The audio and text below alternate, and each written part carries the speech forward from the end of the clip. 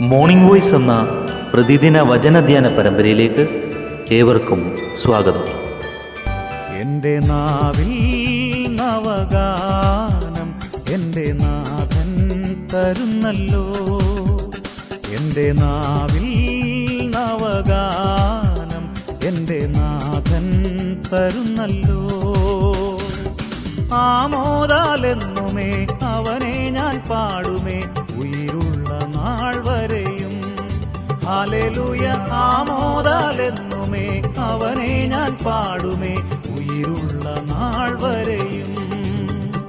എൻ്റെ നാവിൽ നവഗാനം എൻ്റെ നാഥൻ തരുന്നല്ലോ. ഇന്ന് നമ്മോട് ധ്യാനചിന്ത പങ്കുവെക്കുന്നത് സുവിശേഷകൻ കുഞ്ഞുമോൻ തോട്ടപ്പള്ളി. പ്രാർത്ഥനയോട് ശ്രവിച്ചാലും. ദൈവനാമത്തിന് മഹത്വമുണ്ടാകട്ടെ. അപ്പോസ്തല പ്രവൃത്തികളുടെ പുസ്തകം 10-ാം അധ്യായത്തിലെ കൊർന്നല്യോസിനെ കുറിച്ചാണ് ഇന്ന് നാം ധ്യാനിക്കാൻ ആഗ്രഹിക്കുന്നത്. കൊർന്നല്യോസ് കൈസരിയയിലെ ഇത്താലിക എന്ന പട്ടാളത്തിൻ്റെ ഒരു ശതാധിപനാണ്. ഒരു ഉന്നത പട്ടാള ഉദ്യോഗസ്ഥനാണ്. പക്ഷേ അദ്ദേഹം ഈ യഹൂദന്മാരുടെ മധ്യേ ജീവിക്കുന്ന റോമാക്കാരൻ ആയതുകൊണ്ടാകാം യഹൂദന്മാരുടെ ഭക്തിയൊക്കെ അദ്ദേഹത്തിന് വളരെ പ്രിയമായി. അദ്ദേഹം വളരെ പ്രാർത്ഥിക്കാനും വളരെ ഭക്തിയോടുകൂടെ ദാനധർമ്മങ്ങളൊക്കെ ചെയ്ത് ജീവിക്കാനും തയ്യാറായി. യഹൂദന്മാരുടെ ദൈവമായ യഹോവയാണോ സത്യദൈവം എന്നൊക്കെ അദ്ദേഹത്തിന് ഒരു ചിന്ത തീർച്ചയായിട്ടും ഉണ്ടായിരുന്നു. അതുകൊണ്ടാണല്ലോ അദ്ദേഹം ഇത്ര ഭക്തി പുലർത്തുവാനിടയായത്. എന്തായാലും ദൈവത്തെ അന്വേഷിക്കുന്ന അല്ലെങ്കിൽ സത്യം അറിയുവാൻ ആഗ്രഹിക്കുന്ന ആളുകൾക്ക് ദൈവം അകന്നവനല്ല. യേശു പറഞ്ഞല്ലോ, അന്വേഷിക്കുന്നവൻ കണ്ടെത്തും. അപ്പോൾ ദൈവത്തെ അറിയുവാൻ നമുക്കൊരു തുറന്ന ഹൃദയം, അറിഞ്ഞാൽ അംഗീകരിക്കാനുള്ള ഒരു മനസ്സ്, അതാണ് വേണ്ടത്. അത് സ്തെഫാനോസിനുണ്ടായിരുന്നു. അത് കൊർന്നല്യോസിനുണ്ടായിരുന്നു. ഒരു ദിവസം അദ്ദേഹം പ്രാർത്ഥിച്ചുകൊണ്ടിരുന്നപ്പോൾ ഒരു ദൂതൻ തന്നോട് പറഞ്ഞു, നീ യോപ്പയിലേക്ക് ആളയച്ച് തോൽക്കുലനായ ശീമോൻ്റെ വീട്ടിൽ കഴിയുന്ന പത്രോസിനെ വരുത്തുക. നീ നിൻ്റെ കുടുംബവും രക്ഷിക്കപ്പെടാനുള്ള വാക്കുകളെ അവൻ നിന്നോട് പറയും. ഇവിടെ ഒരു കാര്യം ഓർക്കണം.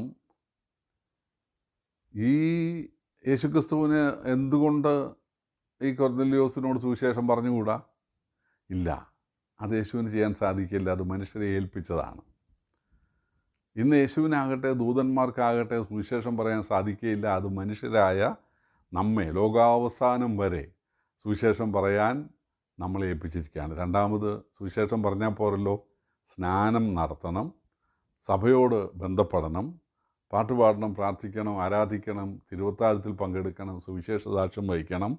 അപ്പോൾ ഇതിന് തീർച്ചയായിട്ടും ദൈവമക്കളാണ്, ദൈവദാസന്മാരാണ് ഈ കാര്യം ചെയ്യേണ്ടത്.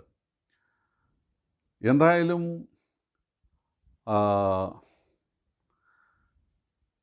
കൊർന്നല്യോസ് ഇത് കേട്ട മാത്രയിൽ തൻ്റെ ദാസന്മാരെ കൃത്യമായി പറഞ്ഞ സ്ഥലത്തേക്ക് അയക്കുകയാണ്. ആ സമയത്ത് പത്രോസിന് ഒരു ദർശനം ഉണ്ടായി. അത് വളരെ വിചിത്രമാണ്. ഒരു തുപ്പട്ടിക്കകത്ത് കുറേ ജീവികൾ, അതിനെ അറുത്ത് തിന്നാനാണ് പറയുന്നത്. പത്രോസ് പറഞ്ഞു, അശുദ്ധമായതൊന്നും ഞാൻ തൊട്ടിട്ടില്ല, തിന്നിട്ടില്ല. യഹൂദന്മാരെ സംബന്ധിച്ച് എല്ലാ ജീവികളെയും ഒന്നും തിന്നാൻ പാടില്ല. എല്ലാ മത്സ്യങ്ങളും തിന്നാൻ അവർക്ക് അവകാശമില്ല. പ്രത്യേകിച്ച് കുളമ്പ് പിളർന്നതായിരിക്കണം, അയവിറക്കുന്നതായിരിക്കണം, അതുപോലെ ചെതുമ്പലുള്ള മത്സ്യമായിരിക്കണം. ഇങ്ങനെ കുറേ നിർബന്ധങ്ങൾ ഉണ്ട്. പക്ഷേ ഇവിടെ ദൈവം പറയുന്നു, ഒന്നും അശുദ്ധമാണെന്ന് പറയരുത്. ഇതെന്തായിരിക്കും ഇങ്ങനത്തെ ഒരു ദർശനം എന്ന് ചിന്തിച്ചുകൊണ്ടിരിക്കുമ്പോഴാണ് താഴെ ആളുകൾ വന്നിട്ടുള്ളത്. കൈസരിയിലേക്ക് വരാൻ ഞങ്ങളുടെ ബോസ് പറഞ്ഞിരിക്കുന്നു. പത്രോസ് ഇറങ്ങിച്ചെന്നു. അപ്പം അവരുണ്ടായ സംഭവമൊക്കെ പറഞ്ഞു. പത്രോസ് പറഞ്ഞു, എനിക്കും ദൈവം ഒരു ദർശനം തന്നിരുന്നു. ആ സ്ഥലത്തെ 5-6 പേരെ കൂട്ടി അവർ പോവുകയാണ്. അവർ ചെന്നു.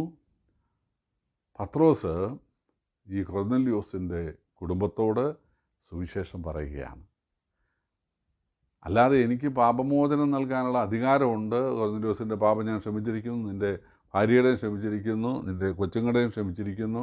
പിന്നെ ആരാ നിൻ്റെ ആളുകൾ? ആരൊക്കെയാണ് നിൻ്റെ അസിസ്റ്റൻ്റുമാർ, ഇവരുടെയൊക്കെ പാപം ഞാൻ ക്ഷമിച്ചിരിക്കുന്നു, കാരണം എനിക്കതിന് അധികാരമുണ്ടെന്നല്ല പറഞ്ഞത്.